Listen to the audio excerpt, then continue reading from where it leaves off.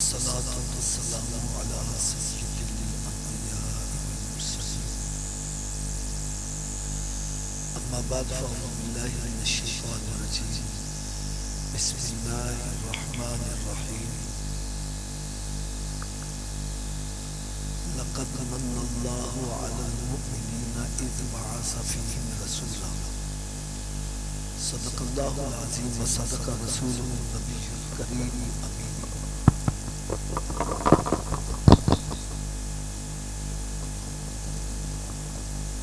پیارے اسلام بھائیوں، وقت کافی ہو گیا ہے،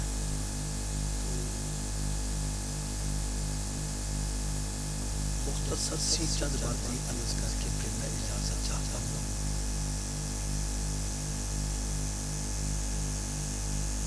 حضرت عائشہ صدیقہ طیبہ طاہرہ رضی اللہ تعالی عنہا ایک مرتبہ اپنے حجرہ مبارکہ میں رات کے وقت چراغ جلا کر کپڑے سی رہی ہیں۔ اچانک ہوا کا ایک جھونکا آتا ہے، چراغ بجھ جاتا ہے اور سوئی بھی ہاتھ سے گر جاتی ہے۔ آپ پریشان حال بیٹھی ہیں کہ اب میں کام کیسے کروں۔ اتنے میں سرکار دو عالم نور مجسم صلی اللہ علیہ وسلم کی اس حجرہ مبارکہ میں جلوہ گری ہو گئی ہے۔ کچھ عائشہ سے پریشان حال بیٹھی ہیں، عرض کرنے لگی، یا رسول اللہ صلی اللہ علیہ وسلم، میں چراغ جلا کر کپڑے سی رہی تھی، ہوا کا جھونکا آیا، چراغ بھی بجھ گیا اور سوئی بھی ہاتھ سے گر گئی ہے۔ میرے آقا صلی اللہ علیہ وسلم مسکرانے لگ پڑے۔ حدیث پاک میں آتا ہے کہ آپ کے دندان مبارک سے اتنا نور نکلا کہ پورا کمرہ اتنا روشن ہو گیا کہ حضرت عائشہ صدیقہ طیبہ طاہرہ رضی اللہ تعالی عنہا ارشاد فرماتی ہے کہ میں نے اس روشنی میں اپنی گم شدہ سوئی کو بھی تلاش کیا۔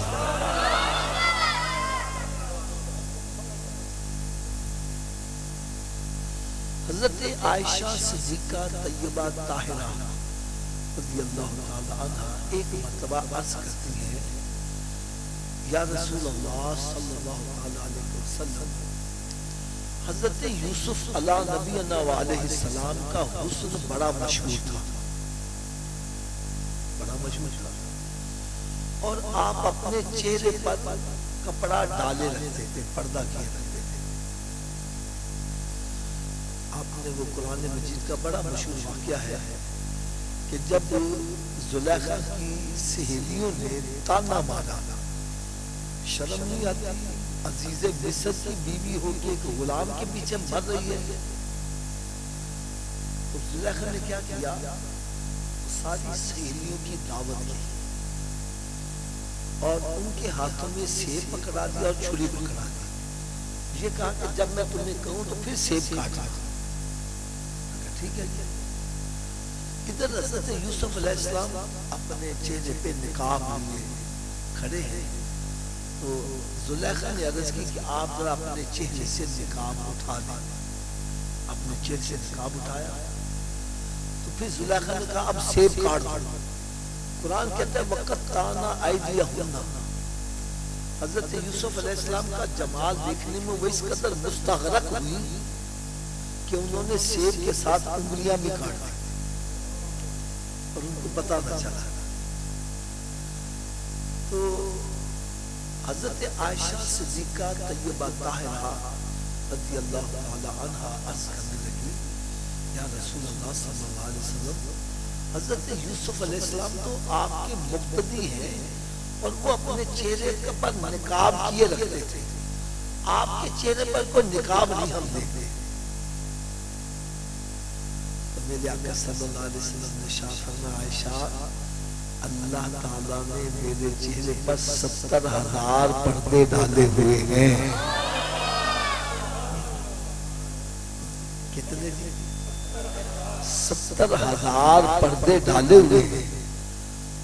حضرت عائشہ صدیقہ طیبہ طاہرہ رضی اللہ تعالی عنہا عرض کرنے لگی یا رسول اللہ صلی اللہ علیہ وسلم آج میں چاہتی ہوں سارے پردے اٹھا دیں تاکہ میں آپ کا دیدار کر لوں.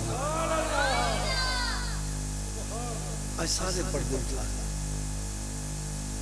میرے آقا صلی اللہ علیہ وسلم نے ارشاد فرمایا عائشہ میرے چہرے کی طرف دیکھ.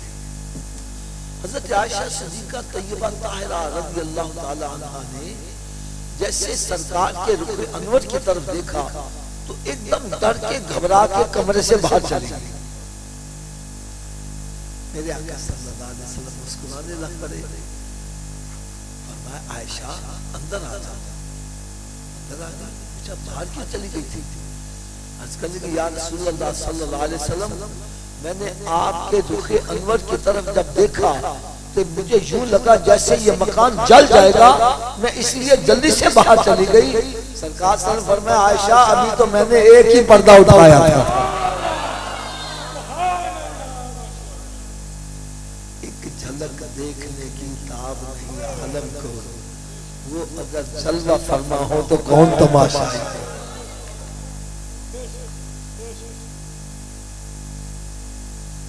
یار کبھی آپ نے اس بات پر غور کیا ہے کہ جبریل امین علیہ السلام نوری فرشتوں کے سردار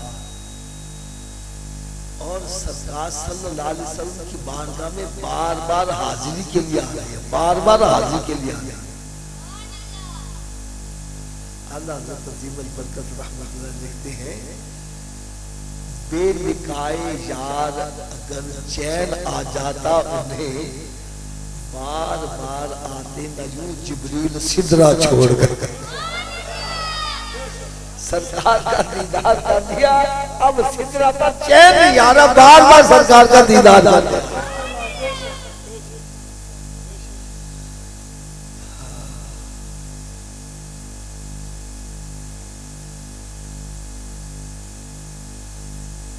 اور میں ایک اور آپ کو بات بتلاؤں, صحابہ کرام علیہ رضوان کے لیے ان کو کوئی قتل کرتے اس سے بھی زیادہ سزا یہ ہوتی تھی کہ کسی کی طرف سے سرکار اپنا رخ انور پھیر لے.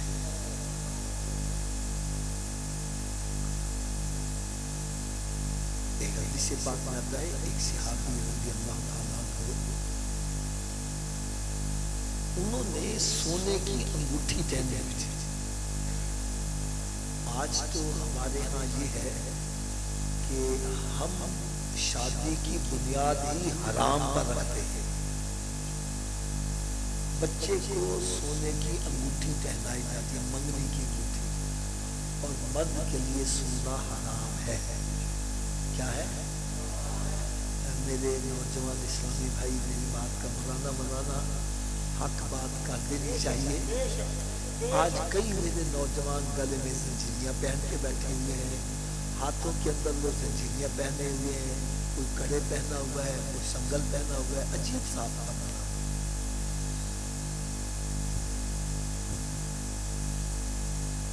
یاد رکھو مرد کے لیے سوائے ایک انگوٹھی وہ بھی چاندی کی ہو اور اس کا وزن 4.25 ماسے سے زائد نہ ہو اور اس میں ایک نگ لگا ہو, یہ پہننا سنت ہے.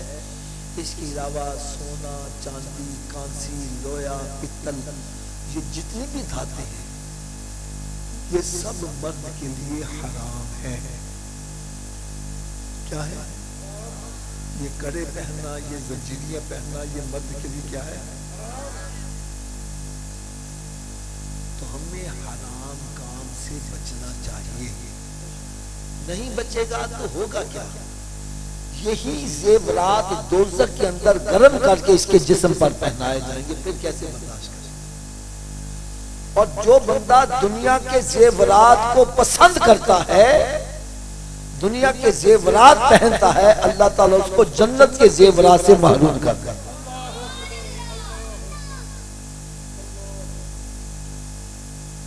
اس لیے خدا را ہمیں ان چیزوں سے بچنا چاہیے. میں حدیث مبارکہ سنا رہا ہوں, میرے صلی اللہ علیہ وسلم کے ایک صحابی انہوں نے انگوٹھی پہنے ہوئی تھی. کیا پہنی تھی؟ تو سرکار صلی اللہ علیہ وسلم کی بارگاہ میں حاضر ہوئے تو سلام عرض کی تو سرکار نے اپنا رخ انور ان کی طرف سے پھیر لیا. رخ انور وہ پھر آگے جا کے سلام کیا، سرکار نے پھر رخ انور پھیر لیا. تڑپ گئے، پریشان ہو گئے. صحابہ کرام سے پیچھے ہٹ کے پوچھتے ہیں یار کیا وجہ ہے آج سرکار نے رخ انور پھیر لیا؟ کہنے لگے تیرے ہاتھ میں انگوٹھی ہے سونے کی، اس وجہ سے. انہوں نے انگوٹھی اٹھائی اور نیچے پھینک دی. یار میں کہتا ہوں اگر کوئی آپ میں سے اللہ نہ کرے کسی نے یہ زیورات پہنے ہوئے ہیں تو سرکار کے صحابہ کی سنت ادا کرے، ابھی اتار کر تو پھینک دو. یار انہوں نے اتار کر پھینک دی. پھر سرکار کی بارگاہ میں حاضر ہوئے. سرکار صلی اللہ علیہ وسلم نے مسکرا کر جواب دے دیا. اچھا حضرت صاحب جب محفل برخاست ہو گئی نا، دیکھو صحابہ کرام کا عشق دیکھو. محفل برخاست ہو گئی تو صحابہ کرام کا بھائی یہ اپنی انگوٹھی اٹھا لے، نہ پہننا، جا کے بیوی کو دے دینا یا اس کو بیچ کے کوئی اور چیز دے دینا. کہنے لگے جس انگوٹھی کی وجہ سے سرکار صلی اللہ علیہ وسلم نے میری طرف سے رخ انور پھیرا، میں نے اس کو ہاتھ ہی نہیں لگایا.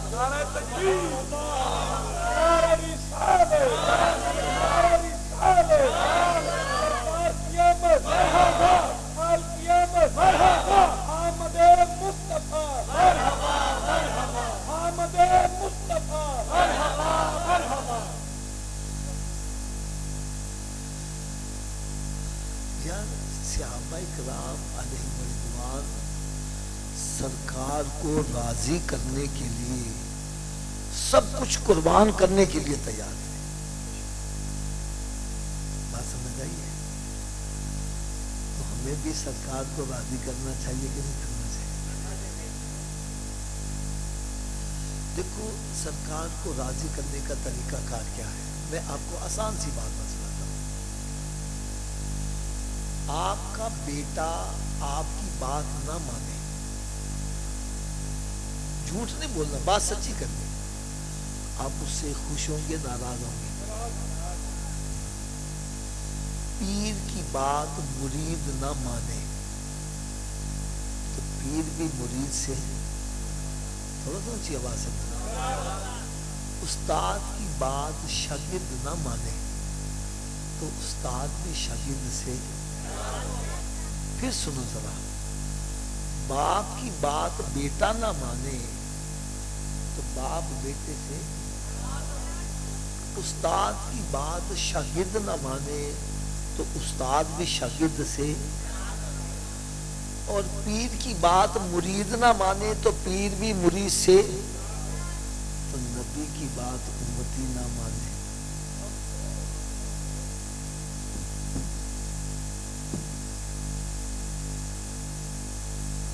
فیصلہ ہم کیا آدمی ہے؟ تو آج ہم نے تھوڑا سا جائزہ لینا ہے، تھوڑا سا جائزہ لینا ہے. میری بات کا کوئی برا نہ منائے. دیکھو اگر ہماری خامی کا ہمیں ابھی پتہ چل جائے، ہم اللہ تعالیٰ سے معافی مانگ لیں، اللہ تعالیٰ ہمارے گناہوں کو معاف کر دے. تو ہماری خامی کا ہمیں جو پتہ چلا ہے یہ ہمارے لیے اللہ کا فضل ہوا. اور اگر خامی کا پتہ نہ چلے اور قبر میں جا کر پتہ چلا پھر فائدہ ہوگا؟ مجھے بولو یار. تو آج ہم تھوڑا سا جائزہ لینا ہے، ہم نے تھوڑا سا جائزہ لینا ہے کہ ہم سرکار کو راضی کرنے والے کام کریں یا ناراض کرنے والے کام کریں.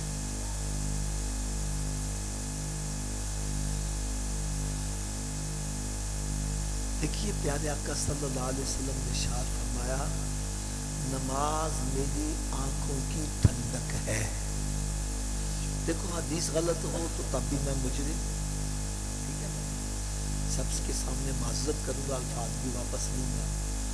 اور اگر حدیث بھی صحیح ہو، ترجمہ بھی صحیح ہو، پھر عمل ہونا چاہیے کہ نہیں ہونا چاہیے؟ تھوڑا سا اونچی آواز سے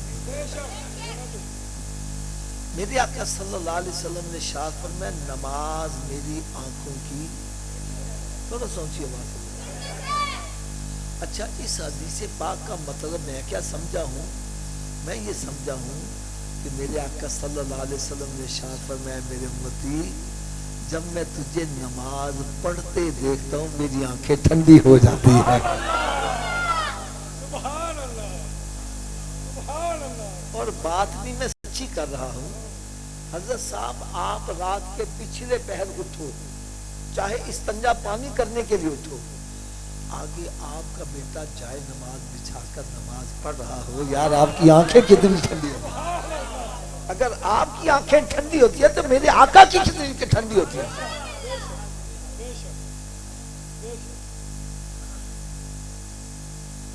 تو اس سے پتہ کیا چلا کہ جب ہم نماز پڑھتے ہیں تو میرے آقا کی آنکھیں، تھوڑا سوچیے وہاں سے، سرکار کی آنکھیں، جب ہم نماز نہیں پڑھتے چوریاں کرتے ہیں، ڈکیتیاں کرتے ہیں، جوا کھیلتے ہیں، شراب پیتے ہیں، زنا کرتے ہیں، حرام کھاتے ہیں، ماں باپ کی نافرمانی کرتے ہیں، کیا سرکار کی آنکھیں پھر بھی ٹھنڈی ہوتی ہیں؟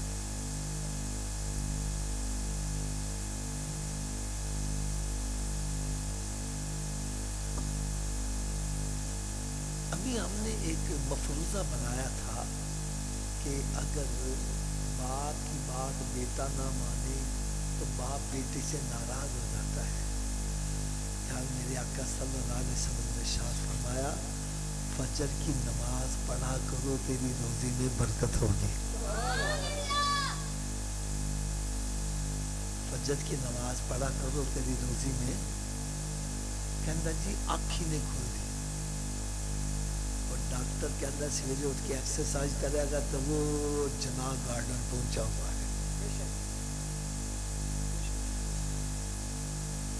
یار فجر میں جاؤ مسجد مینان اور پارکیں بھری ہوئی، جناح گارڈن میں اتنی پبلک کہ گاڑی پارک کرنے کے لیے جگہ نہیں، عورتیں مرد وہاں پہنچے فجر سے پہلے، کوئی ادھر جا رہا ہے، کوئی ادھر جا رہا ہے، کوئی الٹا ہو رہا ہے، کوئی سیدھا ہو رہا ہے۔ ایک کو میں نے پوچھ لیا، میں نے کہا یار تم الٹے کیوں ہو رہے ہو؟ کہنے لگا جی ڈاکٹر نے کہا ہے۔ اس نے کہا ہے؟ میں ڈاکٹر کے پاس چلا گیا، میں نے کہا چنگے پلے بندے الٹا کیوں کرتے ہو یار؟ جی کہنے لگا حافظ صاحب آپ مکان بناتے ہیں؟ میں نے کہا ہاں۔ کہنے لگا پانی کی ٹینکی نیچے رکھتے ہو اوپر رکھتے ہو؟ میں نے کہا اوپر رکھتا ہوں۔ کہنا کیوں؟ میں نے کہا جی پانی اوپر سے نیچے لانا آسان ہے، نیچے سے اوپر لے جانا مشکل ہے۔ کہنے لگا بس کوئی بات سمجھ لو، یہ دل جو ہے نا، دل خون کی ٹینکی ہے، اس کے لیے خون نیچے پہنچانا آسان ہے، اوپر دماغ تک پہنچانا مشکل ہے۔ جب ہم بندے کو الٹا کرتے ہیں دماغ نیچے ہو جاتا ہے، دل اوپر ہوتا ہے، اور بلڈ سرکولیشن دماغ ہوتی ہے، بندہ فریش ہو جاتا ہے۔ میں نے کہا اچھا اسی لیے الٹا کرتے ہو؟ کہنے لگا ہاں اسی لیے الٹا کرتے ہیں۔ پھر کہنے لگا حافظ جی کہ سچی گل بھی دس دیا؟ میں نے کہا ضرور دس یار۔ کہنے لگا دماغ کو جتنی بلڈ سرکولیشن سجدے کی حالت میں صحیح ہوتی ہے الٹا لٹکنے سے بھی صحیح نہیں ہوتی۔ جب بندہ سجدے میں جاتا ہے دماغ نیچے ہوتا ہے، دل اوپر ہوتا ہے۔ میں نے کہا ڈاکٹر کی بات ماننے والے، تو ایک مرتبہ دماغ کو تازہ کرے گا، میرے نبی کا غلام بن جا، روزانہ 5 مرتبہ تیرا دماغ تازہ ہوتا رہے گا۔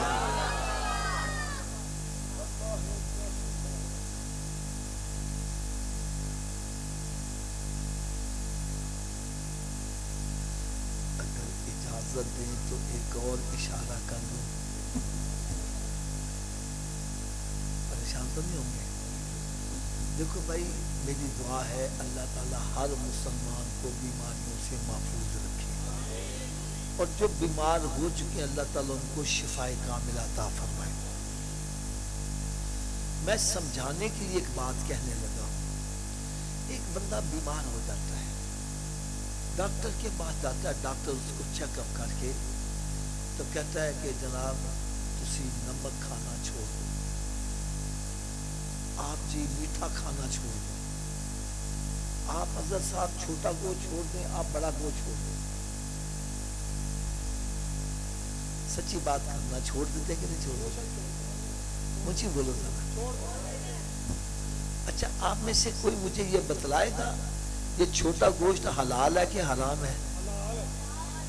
بڑا گوشت، نمک، میٹھا، کیا ڈاکٹر کے کہے سے حلال چھوڑ دیتا ہے، نبی کے کہے سے حرام نہیں چھوڑا ہے؟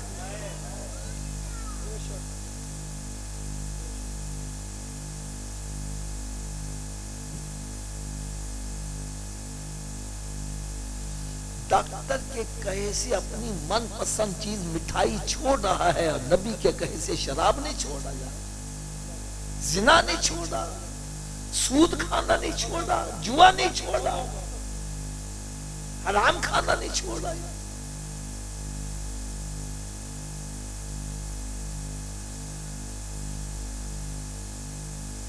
ہمارے دوستوں میں ایک دوست ایسا تھا جو مٹھائی بڑی کھاتا تھا، ڈبہ مٹھائی کا رکھو تھوڑی دیر کے بعد غائب۔ ایک مرتبہ اس نے مٹھائی کھانا چھوڑ کہ یار وہ نہیں کھانا ہو، کہنے لگا حافظ جی ڈاکٹر نے منع کر دیا ہے۔ کس نے منع کر دیا؟ کہا چھوڑ ڈاکٹر کو، کھایا کر دیا۔ کہنے لگا نہیں حافظ جی ڈاکٹر میرا خیر خواہ ہے، ڈاکٹر میرا، تھوڑا سا اونچی آواز میں، ڈاکٹر میرا، میں نے کہا میرے آقا سے بڑا خیر خواہ کوئی ہو سکتا ہے؟ اوے ڈاکٹر کے کہے سے تو مٹھائی چھوڑ ہے، نبی کے کہے سے حرام نہیں چھوڑا۔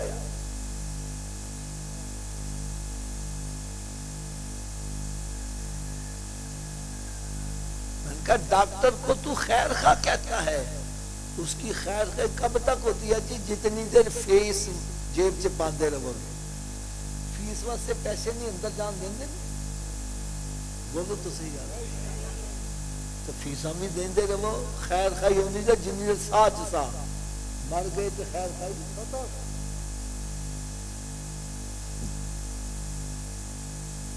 کتھے نہیں تیرے کار والے جنہ لے سے تو پاپ کماتا، بندہ چوریاں ڈکیتیاں ہیرا پھیریاں ملاوٹ اور جوا کھیلنا، قبضے کرنا، بہنوں کی جائیدادوں پر قبضے، بھائیوں کی جائیداد، یتیموں کے مالوں پر قبضے، کائے کے لیے کرتا ہے؟ میرے بچیاں نہ کچھ بن جاؤ۔ نماز نہیں پڑھنے جا رہا، چلا گیا تو پیسے کاٹنا جا رہا، زکوٰۃ نہیں دے رہا اولاد کی خاطر۔ جب بندہ مر جاتا ہے تو یہ اولاد قبر میں ساتھ جاتی ہے، مجھے بولو یار، یہ قبر میں دفن کر کے واپس آ جاتے ہیں۔ اور وہ لنگوٹیے یار جو کہتے ہیں آسا نہ جوا کھیڑے، آسا نہ شرع ہوئے، مت قبرا اسی تیرا ساتھ نے چھڑاں گے، اسی تیرے نال مراں گے۔ جب بندہ مر جاتا ہے پھر نال مرتے نہیں۔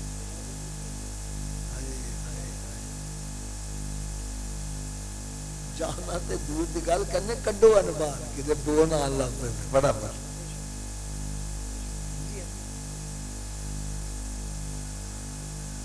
تو میاں صاحب لکھتے ہیں کتھے نہیں تیرے کار والے جنہ لے شے تو پاپ کماندا، جڑے کہندے سی مراں گے نال تیرے اجونا بھی بازیاں ہاریاں نے، یہ سب دفن کر کے واپس آ جائیں گے۔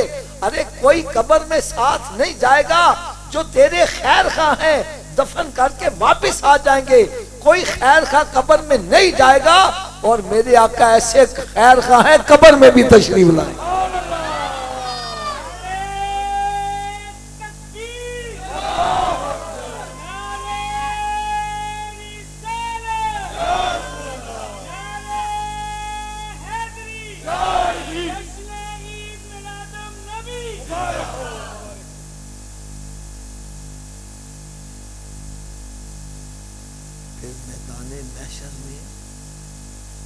جب ماں اکلوتے کو چھوڑ کر بھاگ رہی ہوگی، سرکار وہاں بھی خیر خائی فرمائیں گے. سبحان اللہ انشاءاللہ سبحان اللہ. اب میں ہاتھ باندھ کے آپ سے عرض کروں گا, ایسے خیر خواہ کا ماننا چاہیے کہ نہیں ماننا چاہیے؟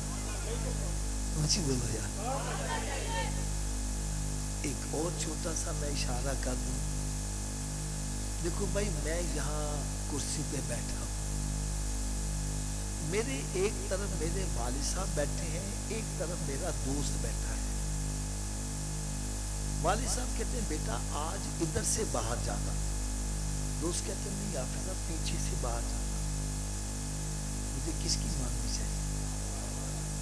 تھوڑا سا اونچی آواز سے یار, میں آپ کی زبان سے یہ الفاظ سننا چاہتا ہوں. کس کی ماننی چاہیے؟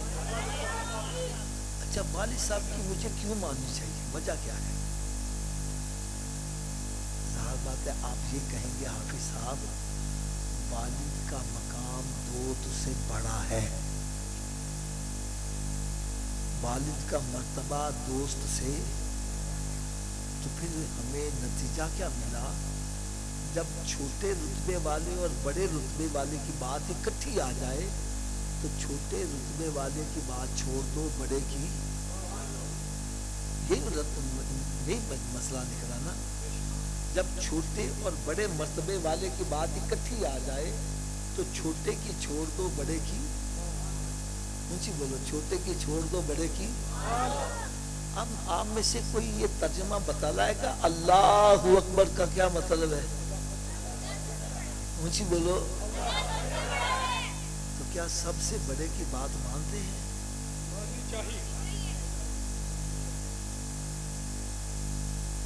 کیا ہم مانتے ہیں؟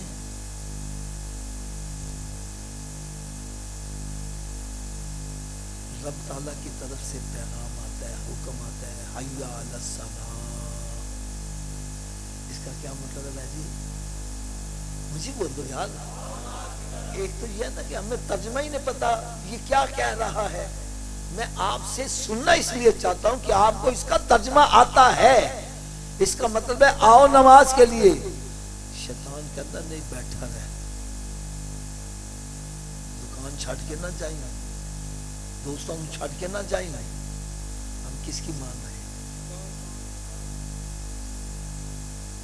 رب تعالیٰ کی طرف سے پیغام آتا ہے الصلاۃ خیر من النوم. نماز نیند سے. شیطان کہتا نہیں بستر سے ہور بڑھ جا. یار ہم کس کی مان رہے ہیں؟ رب فرمائے حلال کھاؤ, حرام کے قریب نہ جاؤ. شیطان کہتا چھوڑ, پیسہ آنا چاہیے, چاہے جوا کھیل کے آئے, چاہے فراڈ کر کے آئے, ملاوٹ کر کے آئے, چوری کر کے آئے, ڈکیتی کر کے, پیسہ آنا چاہیے. ہم کس کی مان رہے ہیں؟ رب تعالیٰ فرمائے میرے محبوب کی بات مانو. جس نے میرے محبوب کو راضی کر دیا اس نے مجھے راضی کر دیا. من یطیع الرسول فقد اطاع اللہ. کیا ہم رسول کی اطاعت کرتے ہیں؟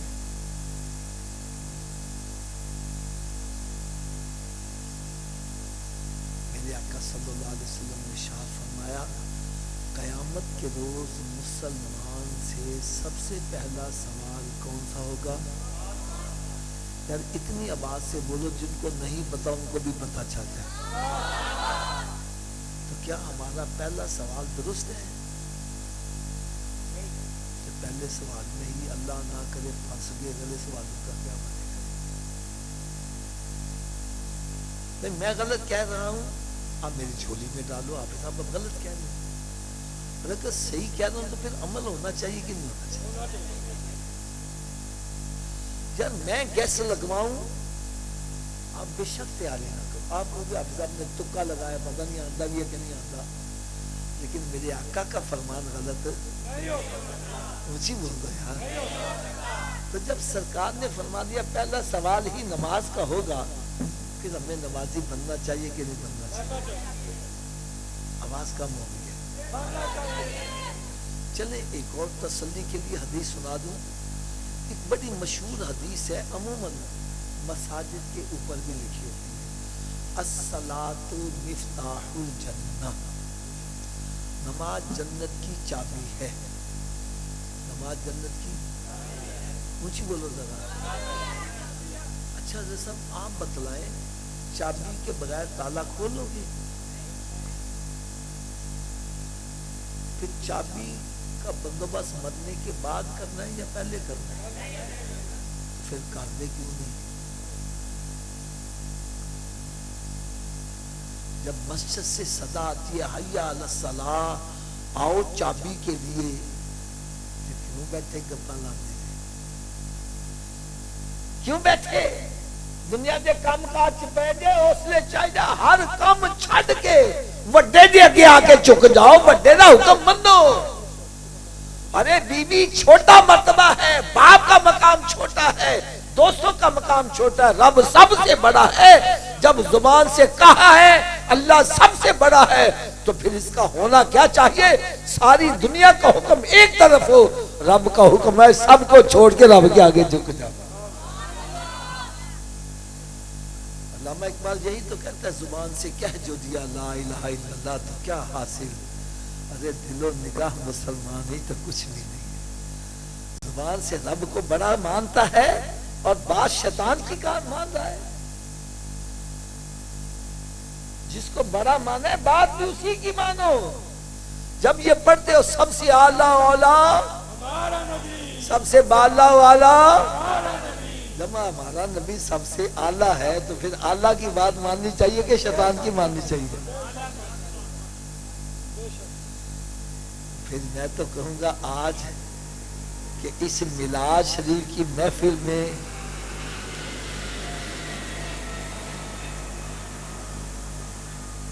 یہ عہد کر کے اٹھو، عہد کر کے اٹھو کہ مالک و مولا، میں تو اس دنیا میں آیا تھا تجھے راضی کرنے کے لیے، تیرے محبوب کو راضی کرنے کے لیے، لیکن میں تو دنیا میں آ کے شیطان کو راضی کرنے والے کام کرتا رہا۔ تو میرے تو پچھلے گناہ معاف کر دے یا اللہ، تو ہم سب کے پچھلے گناہوں کو معاف فرما دے۔ اونچی آمین کہہ دو یار۔ اور آئندہ ہم اس بات کا پختہ عہد کرتے ہیں کہ آج کے بعد شیطان کی نہیں تیرے محبوب کی مانیں گے۔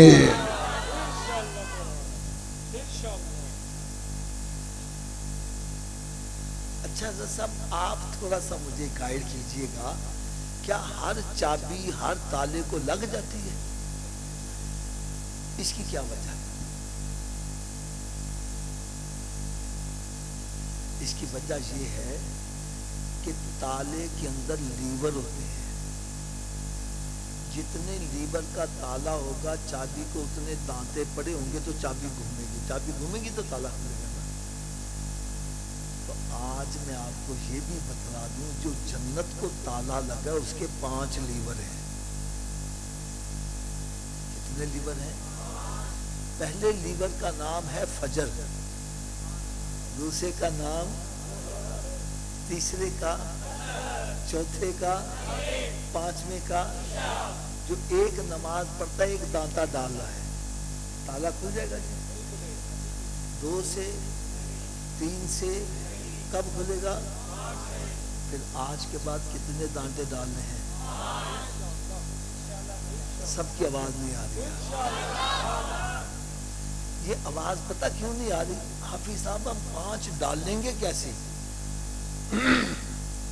چلو نسخہ میں بتلا دیتا ہوں، 5 دانتے پورے ہو جائیں گے یار۔ کیوں جی لوڑ ہے نسخے کی؟ تو جی نسخہ ایسا ہے، استعمال کرو، نمازی نہ بنو میں آپ کا مجرم۔ کر لو گے استعمال؟ سب کی آواز نہیں آ رہی۔ تو جی نسخہ صرف اتنا ہے کہ اگر یہ وجود نماز نہ پڑھے، تھوڑا سا اونچی آواز میں، اگر یہ وجود تو اس وجود کو رب کا رزق نہ کھلاؤ، نہ روٹی کھلاؤ نہ پانی پلاؤ۔ حضرت صاحب بات بھی میں سچی کر رہا ہوں، جو وجود رب تعالیٰ کے آگے نہیں جھکتا، کیا وہ اس قابل ہے کہ اس کو رب کا رزق کھلایا جائے؟ روٹی سامنے رکھی اپنے منہ میں تو نہیں جائے گی، پکڑ کے لے جاؤ، مت لے جاؤ۔ یہ روٹی مانگے بولو نہیں، پہلے نماز پھر بعد میں روٹی. کیا خیال ہے نمازی بن جائے گا؟ اس نسخے پر عمل کون کون کرے؟ سبھی ہاتھ اونچا کھڑا کر کے بلند آواز سے انشاءاللہ کا نعرہ لگا دو. آج کے بعد ہماری کوئی نماز قضا نہیں ہوگی، رمضان شریف کا روزہ بھی نہیں چھوڑیں گے، سرکار صلی اللہ علیہ وسلم کی سنت پر عمل کریں گے. یار ہم سارے نمازی بن جائیں، میرے آقا کتنا خوش ہو جائیں. یہ ہے محفل میلاد کا مطلب. یہ نہیں آئے دو چار ناتا سنیا ہاتھ لائے تے لنگر کھادا تے مچھاں نو تا دیندے آؤ گئے. یہاں آؤ اپنے رخ مدینہ شریف کی طرف کر کے جاؤ. اب نسخے کی صبح کی روز میں سن لو، ہوتا ہے نا صبح دوپہر شام، میں کیا نسخہ مکمل بتلا دیں. سویدی خوراک کہتے ہیں ناشتے سے پہلے کے ناشتے کے بعد. تو بھائی یہ ناشتے سے پہلے والی ہے. اتنی دیر تک ناشتہ نہیں کرنا جتنی دیر نماز فجر نہ پڑھ لو. پہلے نماز پھر ناشتہ. ایک بندہ کہنا صبح اٹھن لگ گیا دیر ہو جائے تھے، میں نے کہا نہ پڑھنے سے بہتر ہے پڑھ لو. صبح اٹھ کے منہ ہاتھ دھوتے ہی ہو نا سارے، تو وضو کر لو، 2 سنت تو فرض پڑھ لو. فجر کی پڑھ لو کہ باقی پڑھنی آسان ہو جائے. فجر کی رہ جائے شیطان کہتا اچھا ہوں کل تو شروع کرا دینا، کل آوے تے نہ نماز پڑھ پاوے. لہذا تھوڑا سا اونچی آواز سے بولو اتنی دیر تک ناشتہ. ویسے مجھے لگ رہا ہے جیسے شیطان کان میں پھونک مار رہا ہے، بولی نہ کہ نماز پڑھنی نہ پہ جائے. شیطان ساڈا دوست ہے کہ دشمن؟ دشمن کی گل مننی چاہیے نا، تساں کیوں منتے پے جے؟ چلو جڑا شیطان نو دشمن سمجھنا وہ تو اونچی آواز نہ بولے. اونی دیر تک ناشتہ جتنی دیر تک نماز فجر نہیں پڑھیں گے، اور اتنی دیر تک کوئی اخبار رسالہ نہیں پڑھنا جتنی دیر قرآن پاک دی تلاوت نہیں کرنا. اتر کر ہرا سے سوئے قوم آیا اور ایک نسخہ کیمیا ساتھ لایا. ارے وہ معزز تھے زمانے میں مسلمان ہو کر، آج ہم خار ہوئے تارک گناہ ہو کر. درس قرآن اگر ہم نے نہ بلایا ہوتا، یہ زمانہ نہ زمانے میں دکھایا ہوتا. یار اپنے گھروں میں ذرا نظر دوڑاؤ، کتنے کتنے مہینے ہو گئے کسی نے قرآن کھول کے پڑھا ہے؟ قرآن پاک پر گرد و غبار پڑ رہا ہے. اللہ معاف کرے، اللہ معاف کرے. کئی ایسے گھر قرآن پاک کو سیوں کا کوڑا کیڑا شہید کرتا جا رہا ہے، اور ہمارے پاس اتنا وقت نہیں کھول کے آواز لگا دیں. اور ٹی وی VCR پر مکھی نہیں بیٹھتے. تیرے گھر میں برکت کیسے؟ میرے آقا صلی اللہ علیہ وسلم نے ارشاد فرمایا اپنے گھروں کو قبرستان مت بناؤ، اپنے گھروں کو ویران مت کرو. ارے گھر بندوں سے آباد نہیں ہوتے، گھر تلاوت کلام پاک سے آباد ہوتے. ایک بندہ کہنا میں تو قرآن ہی نہیں پڑھا ہوا، مجھے کیا کرنا چاہیے؟ میں نے کہا تو صبح اٹھ کے قرآن پاک کا دیدار ہی کر لیا. رات کی دوز یہ ہے کہ اتنی دیر تک سونا نہیں جتنی دیر 5 نمازیں پوری نہ کرنا. حضرت صاحب میرے بیانات یوٹیوب پر، فیس بک پر، واٹس ایپ پر پوری دنیا میں جاتے ہیں. میرا ایک کلپ جس کو دیکھ کر پتہ نہیں کتنے ہزار بے نمازی بن گئے. وہ کلپ کا ٹائٹل تھا مہمان کی 3 قسمیں. مہمان کی کون کون سی ہیں؟ پہلی قسم آ جائے ہم کہتے ہیں جاوید حضرت صاحب بیٹھ جاؤ، روٹی کھا کے جانا، چائے پی کے جانا. آگے میں کہتا جاوید. دوسری قسم آ گیا میں کہتا جلدی سے نکلے، اچھا یار تو ضروری گل ہوئی تو فون سے کر دیں نکلو پڑ. تیسری قسم میں کہتا ہوں میرے گھر سے آوے ہی نہ. مہمان دیا کنیا قسم نے؟ پہلی قسم آ جائے جیسے کہنا اچھی بولو یار. دوسری قسم آ گیا جیسے کہنا فٹافٹ. تیسری قسم اسی کہنا سارے گھر چ یار مسجد کس کا گھر ہے؟ ہم اللہ کے گھر میں مہمانوں کی کون سی قسم ہے؟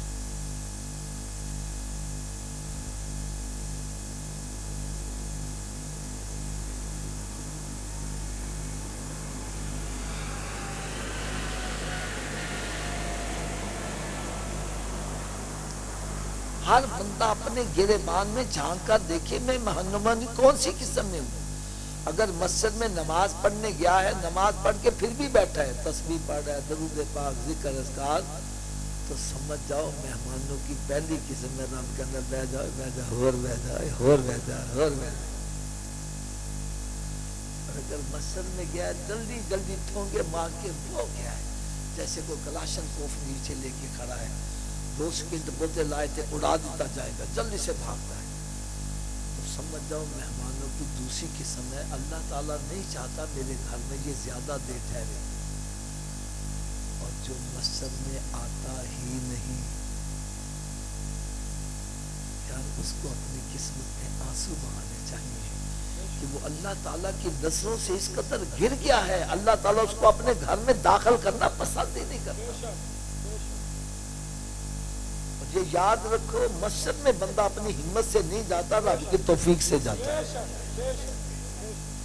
اگر نہیں تسلی ہو رہی تو میں یہ بات آپ کو بتلاؤں، آج ہماری مسجد میں وہ سہولتیں عام گھروں میں نہیں ہیں. اے سی لگا ہوا ہے، پنکھے لگے ہوئے، کارپیٹ بچھا ہے، ٹھنڈے گرم پانی کا بندوبست.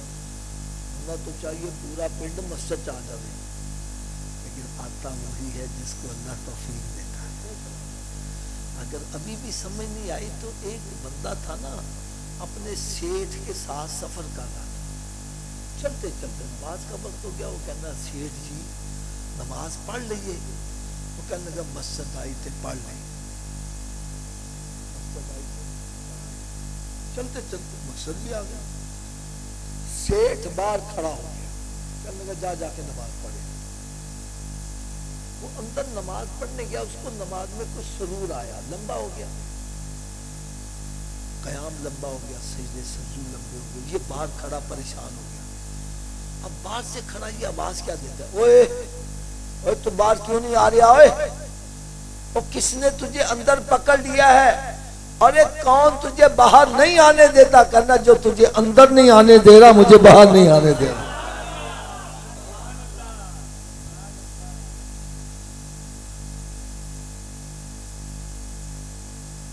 میرے آقا صلی اللہ علیہ وسلم نے ارشاد فرمایا، اے میرے صحابہ جب جنت کے باغوں میں جایا کرو تو جنت کے پھل بھی کھایا کرو. یا رسول اللہ جنت کے باغات کون سی ہیں؟ فرمایا مسجدیں جنت کے باغات ہیں. مسجدیں جنت کے. یار میں حضرت صاحب سوچ رہا تھا جو دنیا میں رہ کر جنت کے باغ میں نہیں جا رہا، قیامت کے روز جنت کے باغ میں کیسے جائے؟ بے شک بے شک.